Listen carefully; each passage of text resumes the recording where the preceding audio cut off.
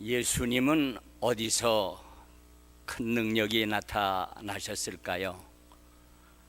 예수님의 삶은 기적의 연속이었습니다.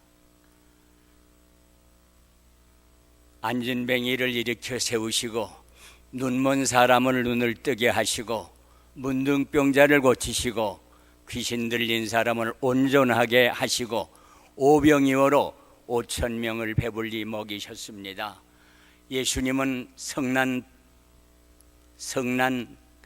파도를 잠재우시고 그 물 위로 걸어 오셨습니다. 어떻게 해서 예수님은 이렇게 큰 능력을 행할 수가 있었을까요? 결론부터 말씀을 드린다고 하면 예수님의 신비스러운 초자연적인 구원사역은 성령의 세례를 임함으로 시작이 되었습니다. 예수님은 공생애가 거의 끝나가고 예수님의 때가 되었을 때에 외치는 자의 소리 주인공인 세례 요한을 찾아갔어요. 그리고 세례 요한에게 세례를 베풀어 달라고 했습니다. 그랬더니 세례 요한이 이게 무슨 말씀입니까? 내가 받아야지 제가 어떻게 합니까? 그러지 말고 이때에 베풀어 주는 것이 좋겠다고 간곡히 부탁함으로 이 세례 요한이 두렵고 떨리는 마음으로 세례를 베풀었습니다. 물 세례를 주는데 물에서 예수님이 나올 때에 하늘이 열리고 비둘기 같은 성령이 임하셨는데 예수님 머리 위에 앉으셨습니다. 사실 예수님은 이때 이 사역이 성령님께서 가장 중요한 것으로서 큰 능력을 행하시는 그러한 역사의 시작이 되는 것입니다. 그전까지는 아무 일도 일어나지가 않았습니다. 성령을 받은 후에 일어나기 시작을 했습니다. 여러분도 성령을 충만히 받아야 합니다. 성령을 충만히 받는다는 것은 대단히 중요합니다. 성령을 충만히 받으면 그 결과가 갈라디아서 5장 22절에서 23절에 자세히 나와 있습니다. 성령 충만을 받아야 합니다. 성령을 충만히 받는다는 말은 성령의 지배하에 있다는 그러한 말이 되겠습니다. 첫째, 성령을 받으면 기쁨의 생활을 합니다. 에베소 5장 18절에 술 취하지 말라 이는 방탕한 것이니 오직 성령으로 충만함을 받아라. 성령으로 충만함을 받아라. 너희의 마음으로 주께 노래하며 찬송하며. 성령을 받으면 찬송을 많이 부르게 되고 신령한 노래가 나오게 됩니다.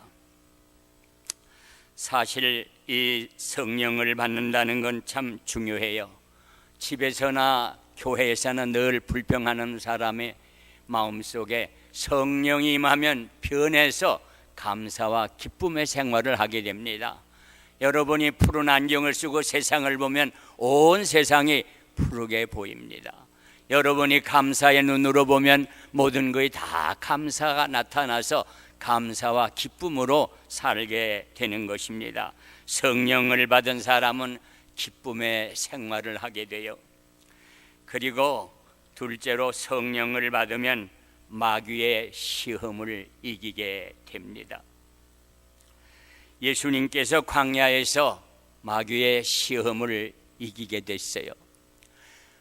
마귀가 시험을 할 때에 말씀의 능력으로 마귀를 무찔러서 승리하게 되었습니다.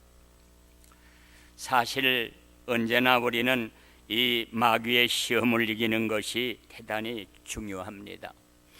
어떤 사람이 주일 아침에 교회 가려고 준비를 하고 있는데 아주 반가운 사람이 예고도 없이 갑자기 나타났어요.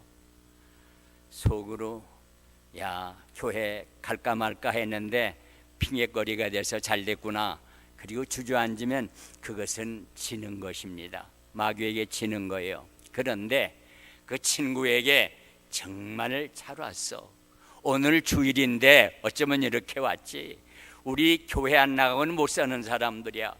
우리 교회 나가야 되는데 자네 예수 안 믿는 거 아는데 오늘 우리하고 교회에 나가지. 귀한 손님을 집에다 혼자 두고 우리가 어떻게 나가서 예배를 드려 같이 가. 그래서 강권을 해서 데리고 오면 그거는 반드시 마귀에게 이기는 것입니다. 셋째, 성령을 받으면 가정생활을 원만히 합니다. 악령은 항상 악한 생각을 부어서 가정을 불편하게 파괴하려고 그럽니다. 내가 인천 연숙교회에 있을 때에 한 집사님의 얘기가 생각이 나는데 옆에 집사람이 늘 반찬을 해온대요. 그런데 자기 남편이 그 반찬만 맛있다고 계속 먹는다는 거예요.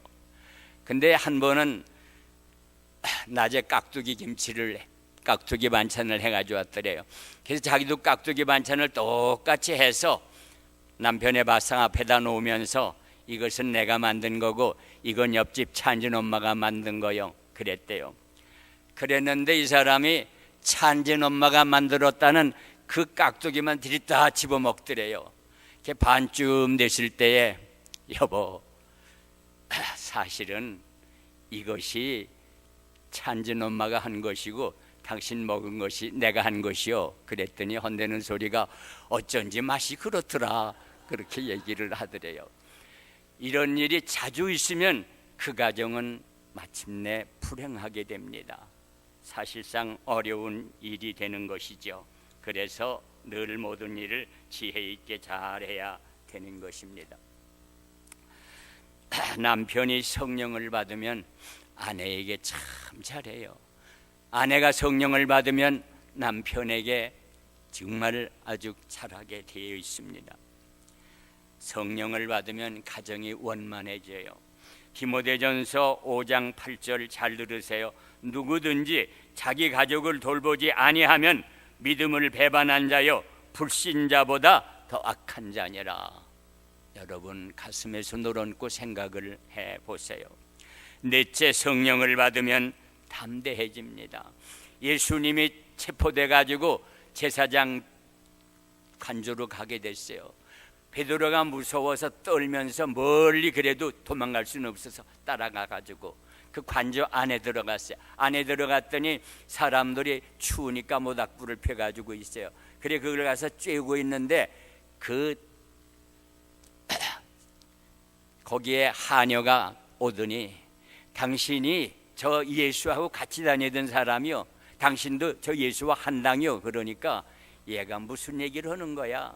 너 말 잘못하는구나. 나 예수 따라다니는 사람 아니야. 그러자 얼마 있다가 어떤 사람이 당신 갈릴리 사투리 쓰는 거 보니까 당신 예수 따라다니는 사람 맞는 것 같아. 이 사람 무슨 소리를 그렇게 하고 있어? 아니야. 조금 있더니 또 한 사람이 있다가 당신 예수 따라다니는 거 내가 봤다고. 뭘 그래? 내가 맹세하는데 아니라고. 그러자 수탈기 우는 겁니다. 여러분 참 얼마나 불행한 일입니까? 우리 다 같이 주님 은혜 가운데 살아야 되겠죠. 이렇게 두려워했던 이 베드로가 성령을 충만히 받은 다음에 아주 담대해졌습니다. 옛날과는 달라요. 소녀에게도 베드로가 겁을 먹고 나 예수를 모른다고 했던 그렇게 부인했던 이 베드로가 성령을 받은 후에 거기에 욱박지르는 그 로마 관리들에게, 유대 관리들에게 정말 참 당돌하게 사도행전 2장 36절에 말하기를 정령할지니 너희가 십자가에 못 박은 이 예수를 하나님이 주의 그리스도가 되게 하셨느니라. 얼마나 정말 대단한 담력입니까? 그리고 또 말 못하게 하는 관리들에게 무서워서 문을 잠가놓고 벌벌 떨던 그 사람들이 성령을 받은 다음에 담대해져 가지고 4장 9절에 보면 베드로와 요한이 대답하여 이르되 하나님 앞에서 너희 말을 듣는 것이 옳은가? 하나님의 말씀을 듣는 것이 옳은가 판단하라. 얼마나 대단한 담력입니까? 다섯째, 성령을 받으면 성경을 사모하게 됩니다. 성경은 성령의 감동으로 된 책이에요. 하나님의 거룩한 뜻을 전하기 위해서 쓴 책이죠. 여러분, 성경은 목록을 가능하면 외세요. 창세기, 출애굽기, 레위기, 민수기, 신명기, 여호수아 외세요. 마태복음, 마가, 누가 이렇게 쭉 읽으세요. 그건 절대 변하지 않아요. 그런데 찬송가는 바뀔 때마다 장수가 바뀌어요. 내가 한국에서 목회할 때 여전도사가 한 분 있었는데 그분이 사람들한테 얘기하기를 나는 찬송가 전체를 몇 장인지 외우고 있다고. 그래서 내가 한번 신방 갔을 때 그 전도사에게 전도사님 주님 찾아오셨네. 그 몇 장이죠? 그러니까 그냥 서슴지 않고 찬송가 324장이에요 그러는 거예요. 그렇게 얘기해요. 근데 그 후에 찬송가가 바뀐 다음에 물어보니까 모르겠다고 그래요. 그러나 성경은 안 바뀌어요. 그래서 성경은 영적인 양식이 됩니다. 여러분, 음식을 먹어야 살지요. 아침, 점심, 저녁 꼬박꼬박 여러분이 음식을 먹는 것은 건강한 몸을 유지하기 위해서 그렇게 하는 거지요. 성경을 알아야 다른 것 되는 겁니다. 다른 거 무식해도 성경은 여러분이 좀 유식해야 돼요. 어떤 사람은 연속곡 이름, 탤런트 이름 이런 거 환하게 아는데 우리 믿는 사람들은 그런 거 좀 몰라도 괜찮습니다. 성경을 잘 알아야 돼요. 많이 읽는 다독도 좋지만은 정성껏 읽는 정독이 더 필요한 것입니다. 미국에서 부자 장로님 아들이 대학을 졸업하게 됐어요. 그러니까 이 아들이 아버지한테 가서 아버지, 제가 이번에 졸업하게 됐는데 졸업기념으로 아버지 부자인데 빨간색 스포츠카 하나 사주세요. 그랬더니 아버지가 아래위를 쳐다보더니 대답을 안 하는 거예요. 틀렸구나. 그리고 이제 돌아왔어요. 그런데 졸업식 날 아버지가 오셨어요. 상당히 반가워요. 그래 이제 졸업식이 끝나고 헤어지게 되는데 아버지가 이거 선물이다 하고 하나 주는데 보니까 그게 납작한 게 성경 같아요. 그래서 아버지는 맨날 이런 거야, 다른 거 없어. 그러면서 이제 집으로 와가지고 그냥 책상 위에 내던지다시피 뒀는데 한 이틀 지나다 보니까 아버지가 너 성경 읽었냐 물으면 거짓말을 할 수가 없어요. 그래서 아버지를 생각해서라도 읽어야지. 그래서 포장지를 찢고 딱 보니까 아닌 게 아니라 성경이에요.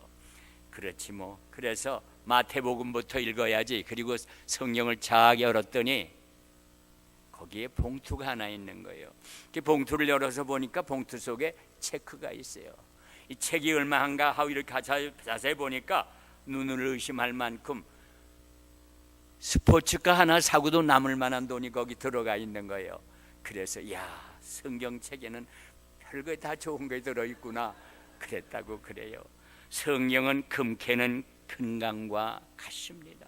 성경 속에 각가지의 영적인 보화가 잔뜩 들어있다는 말이죠. 성경은 믿어야 됩니다. 아는 것과 믿는 건 비슷하면서 달라요. 믿어야 됩니다. 성경의 절대성을 믿어야 돼요. 다른 책과 비교해서는 안 됩니다. 무조건 성경을 생명의 말씀으로 믿고 읽어야 됩니다.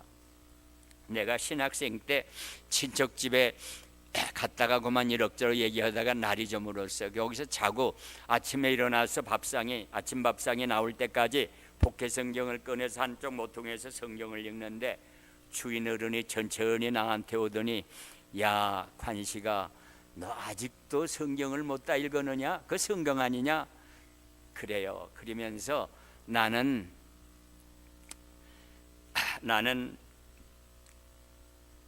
뭡니까? 나는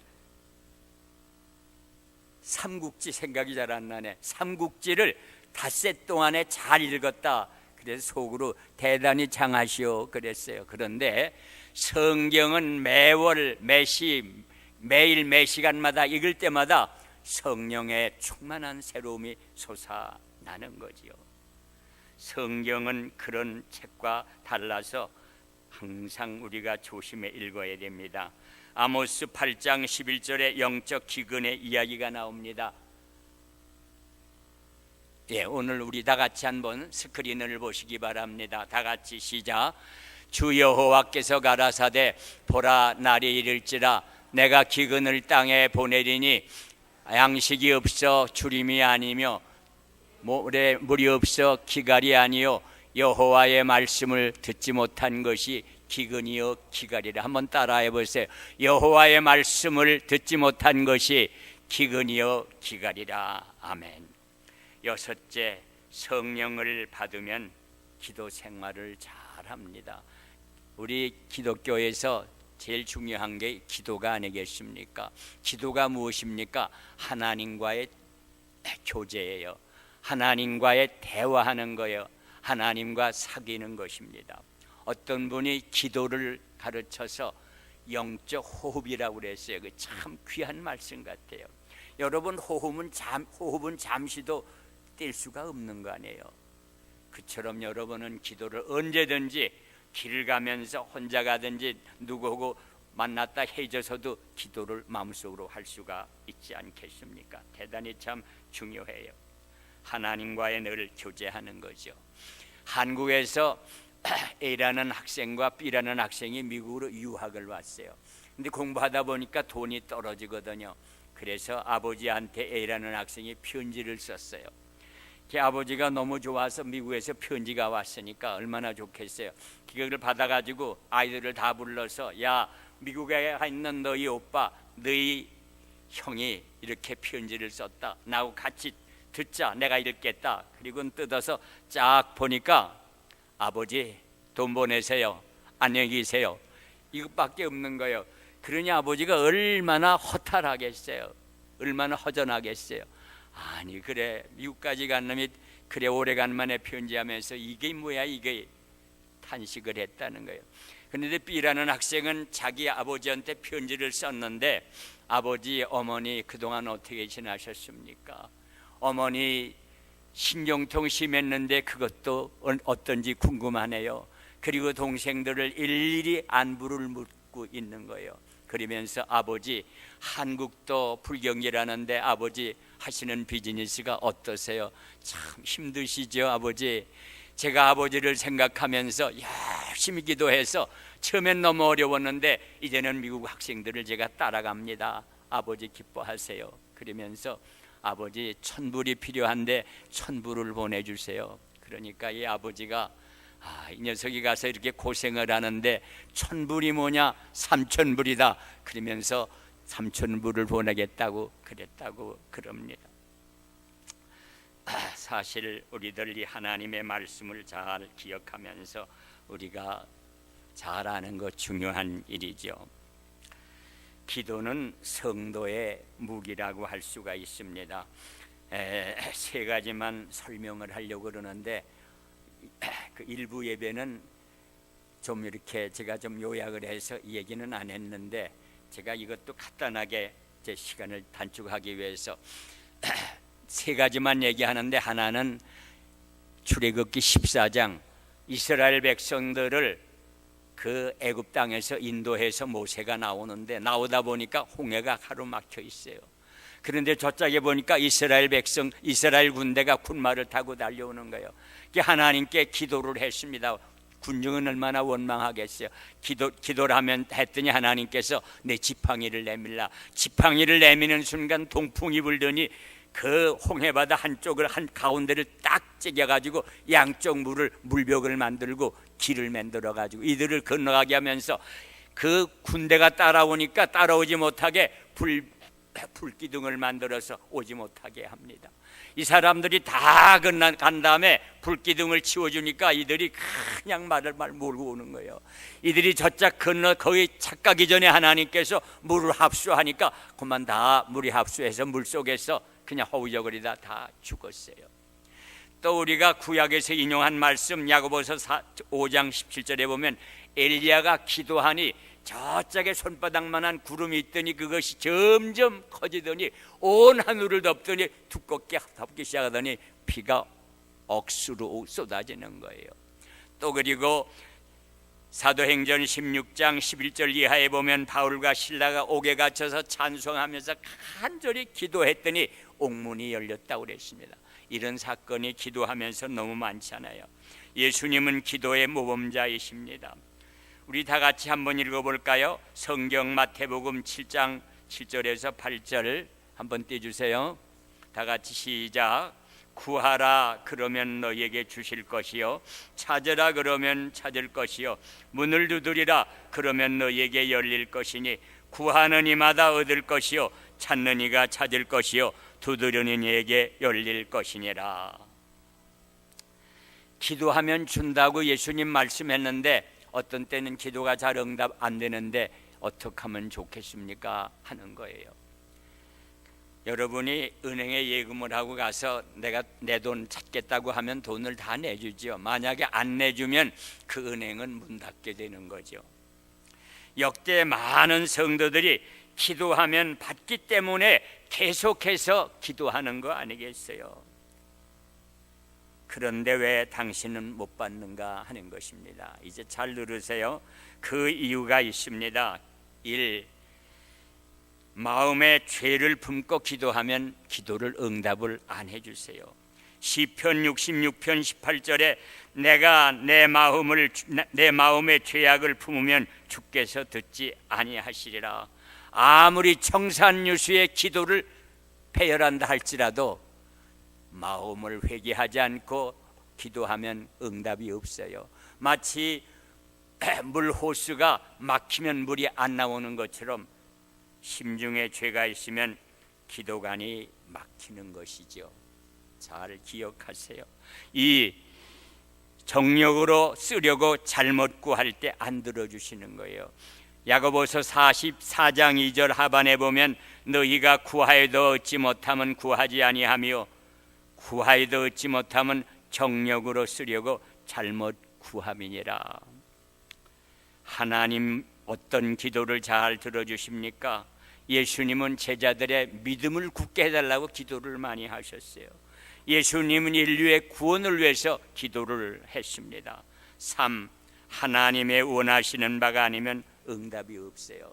하나님의 원하시는 바가 아니면 응답이 없는 것은 응답 안 하는 것이 유익하기 때문입니다. 바울이 고린도후서 12장 7절에 보면 가시가 있었다고 그랬어요. 가시라는 건 괴로움이 아니겠어요. 그래서 하나님께 나가서 하나님 제가 다른 사람 위해 기도하면 척척 났는데 저 이 가시 없애주세요. 근데 응답이 없어요. 또 나가서 또 기도했더니 또 응답이 없어요. 세 번째 기도했더니 하나님께서 하시는 말씀이 내 은혜가 내게 족하다. 그건 왜 그러냐면 더 이상 그에게 모든 걸 잘해주면 교만해질까 봐 그렇다는 것이죠. 그래요. 그리고 사도행전 16장 6절 이하에 보면 바울이 비두니아에 가서 전도하려고 하는데 성령님이 막으시는 거예요. 왜 막으십니까? 이 비두니아가 아주 신흥지대이고 복음 전하기가 좋은데요. 그래도 막으세요. 근데 그날 밤에 마게도냐 사람이 손을 저으면서 빨리 우리를 좀 와서 도와주시오. 우리를 좀 도와주시오. 그래서 그 말을 듣고 그 다음날 바울이 가서 크게 성공을 했어요.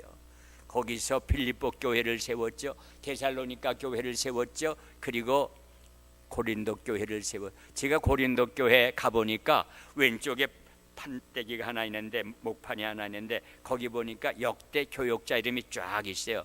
근데 제일 위에를 보니까 바울로스, 헬라말로 바울이 바울로스가 일대 목사 바울로스, 바울이 그 교회를 시작을 했거든요. 그래서 그렇게 된 것이죠.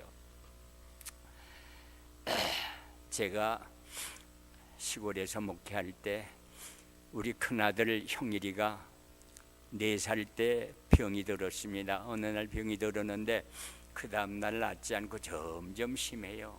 거기는 의사도 없습니다. 병원에 가려면 돈이 있어야 병원에 가죠. 병원에도 못 갑니다.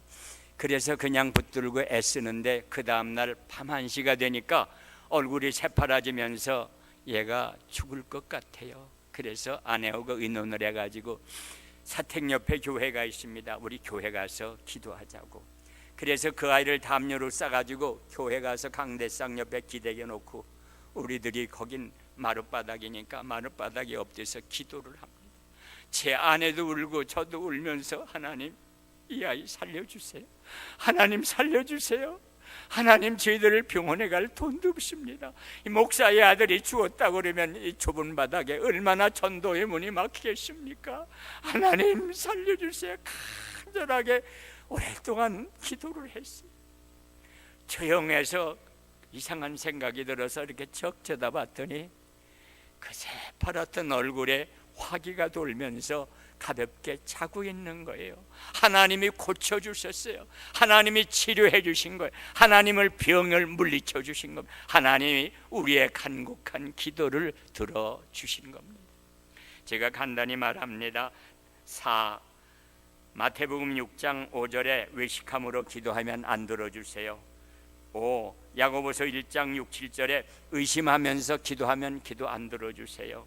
6. 베드로전서 3장 7절에 가정부라 하면서 기도하면 안 들어주세요. 7. 마고보서 11장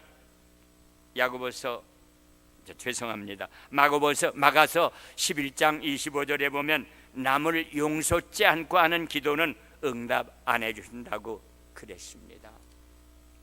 사랑하는 여러분, 내가 언제 또 강대상에 서겠습니까? 조금 길더라도 잘 들으세요.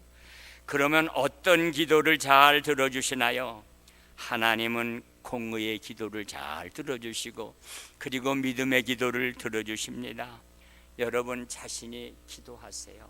정말 기도할 때입니다. 내 자신이 먼저 기도하고 내가 하나님 앞에 깨끗함 받아가지고 남을 위해서 기도할 수 있는 거죠. 그리고 교회를 위해서 기도하세요. 그리고 지금은 정말 이 영락교회를 위해서 여러분이 간절히 기도해야 될 그런 때입니다. 새로운 목회자를 보내달라고 기도하셔야 돼요. 교역자가 기도의 능력으로 통솔력이 있게 해주시고 있는 교역자, 설교의 은혜를 받게 하는 교역자, 교회를 화목시킴에 설득력 있는 목회자를 하나님 꼭 보내주세요. 여러분 그렇게 기도하셔야 돼요. 우리 교회 청비위원들이 참 많이 애를 쓰는 줄 알아요. 그런데 사랑하는 여러분이 이렇게 간절하게 하나님 앞에 기도해서 하나님의 마음을 감동시켜서 이 영락교회에 가장 필요한 가장 적정한 담임 목사를 보내주실 수 있도록 기도하세요. 여기서 4시간 반 떨어진 도시가 있는데 거기에 H라는 교회가 있습니다. 거기에 50대 된 S라는 목사가 부임을 해서 목회를 하는데 교회는 그저 한 70명 그저 남짓하게 아이들까지 그런 정도입니다. 그런데 이 목사가 얼마나 열심히 했는지 550명을 성장을 시켜놓고 67세에 은퇴를 했습니다. 그리고 은퇴하면서 교인들에게 부탁을 했어요. 근데 딱 한 가지만 부탁합니다.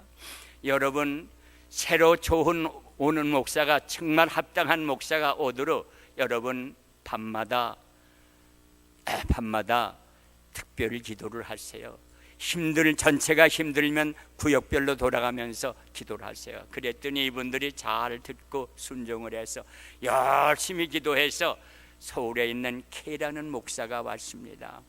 그 목사가 그 교회에 부임을 했어요. 정말 영적 리더십이 참 강하고 해서 나도 11년 만에 550명 만들었는데 이분도 15년 만에, 작년이 15년 되는데 15년 만에, 여러분 놀라지 마세요. 아이들까지 합해서 300명으로 부흥을 시켰어요. 죄송합니다. 3,800명으로 부흥을 시켰어요.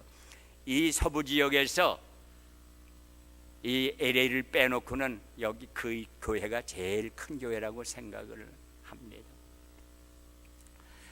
다 그런 것은 아니고 교회는 교역자의 비중이 큰 것은 사실입니다.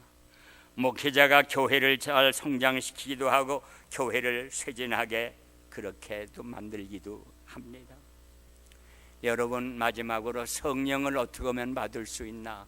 성령을 받으려면 여러분이 성경을 읽으세요. 그냥 읽는 게 아니라 믿음으로 기도하면서 믿음으로 성경을 읽으세요. 그리고 전도를 많이 하세요. 아침부터 저녁까지 전도할 기회가 있는가 잘 노려봤다가 기회가 있으면 때를 얻든지 못 얻든지 전도를 하세요. 그리고 여러분 기도 생활을 열심히 하세요. 그리 특별히 기도하는데 여러분 힘들지만 2일이나 3일이나 하여튼 금식하면서 한번 기도를 해보세요. 저는 제가 한국에서 있을 때 너무 교회 어려운 문제가 있어서 도저히 나로서 해결이 안 돼요. 그래서 하나님 앞에 기도하기 위해서 제가 교회에 열흘 동안 가서 기도하겠다고 약속을 하고, 제가 오살리 기도원이라는 그런 기도원이 있는데 거기 알지도 못하고 들어갔어요. 근데 내가 올라갈 때 마음에 10일 동안 금식을 하겠다고 들어가는데 그 기도원이 금식 기도원이더라고요. 기도하기가 좋아요. 그래서 열심히 기도하는데 정말 열흘 동안도 힘들더라고요. 한 3일은 어럭저럭 지나갔는데 3일이 지나니까 점점 힘들어지더니 7일이 되니까 그 다음부터는 좀 힘이 덜 들더라고요. 그런데 10일을 하고 이렇게 내려오게 되는데 집에서 연락이 왔는데 내 지금 고민하는 문제가 해결이 됐다는 거예요. 저 그래서 정말 금식 기도가 참 귀한 거구나 생각을 했습니다.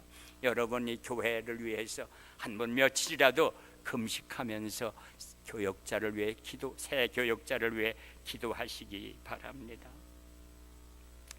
정말 성령을 충만히 받아서 기도하는 가정, 기도하는 직장인, 기도하는 교회가 되기를 바랍니다. 환난과 시련이 많은 세상을 믿음으로 정복하며 하나님께서 주시는 은총 가운데 성령을 충만히 받아서 남은 여생 하나님의 은총 가운데 승리하며 살아가는 모든 성도들이 되기를 주님의 이름으로 축원합니다.